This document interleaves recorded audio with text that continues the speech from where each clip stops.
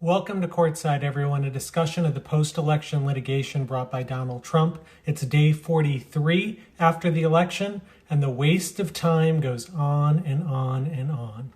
I want to begin by thanking you. Since yesterday, I received the most amazing outpouring of support for Courtside and what I'm trying to do, and your words mean more to me than I know how to express. And even more than that, I suggested yesterday that if you want to do something for Courtside, just do something kind for a health worker, cookies, anything. And I plan today to actually suggest that in addition to healthcare workers, food banks are really important to support. At this point in America, 1 out of every 4 kids is food insecure tonight. And I got ahead of myself a little bit in the comments last night, and already you all have stepped up. So here's how it went down. Someone named Phoebe Doesn't Know suggested donating to food banks. And I said, exactamundo. That's what I was going to say the next day. And right away, people stepped up. Someone named Joyce Purr donated $1,000 to the Cincinnati Free Store Food Bank. Wow. I mean, it's just awesome. Please keep those gifts coming. We have the power to do so much good at a time when our country needs it. Okay, back to reality.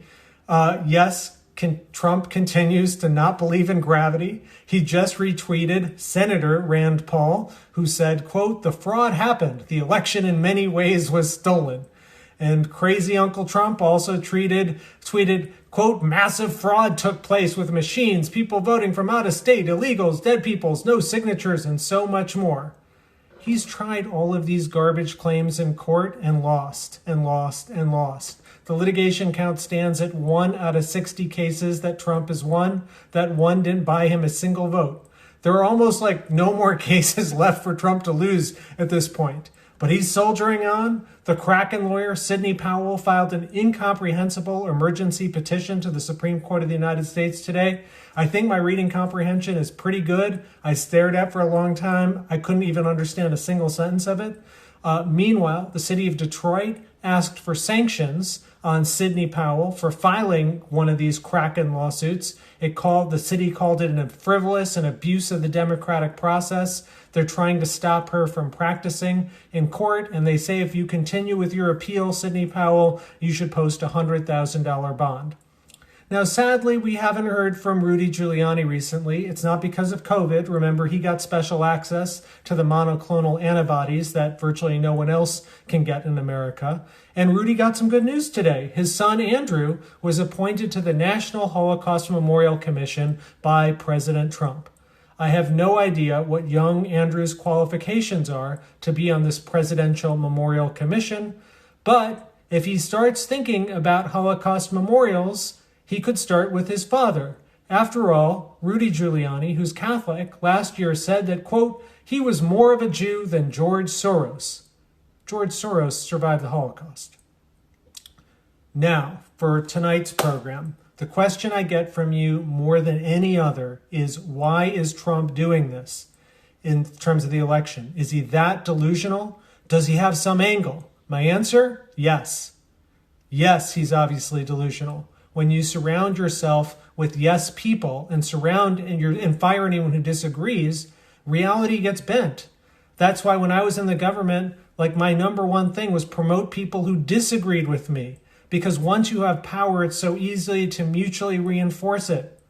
But it's more than that for Trump. It's looking like a con. And I got the receipts. I did some investigative sleuthing. So a few months ago, one of the Trumpistas thought it would be funny to add me to the Donald Trump email fundraising list. And it's been awesome. Every day I get messages purporting to be from Donald Trump that say things like, this is today's message, and it says, the subject is, "I signed a hat just for you."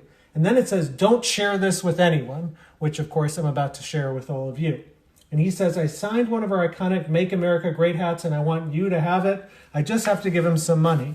And yesterday I got another one that said, "A present for you from Donald Trump." Again, it said, "Don't share," which of course I'm doing. It says, "You've always been a top supporter of our movement. So when I saw our beautiful new 2020 Christmas Trump ornaments, I knew you needed to have one immediately."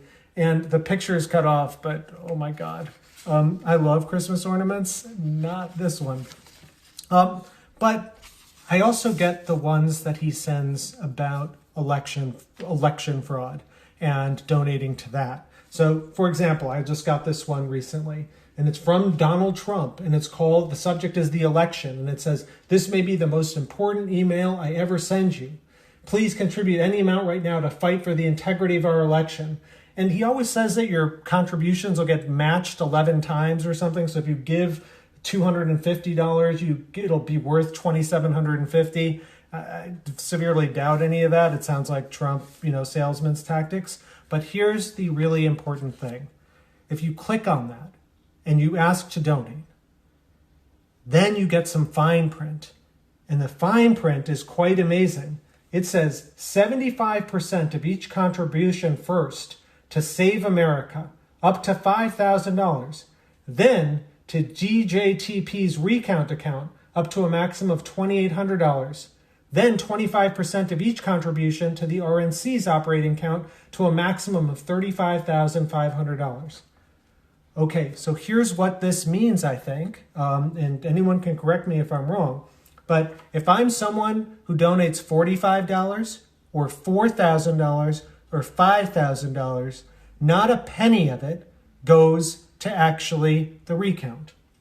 75% of it goes to Trump's personal political action committee, and 25% goes to the RNC, the Republican National Committee. 0 goes to the election.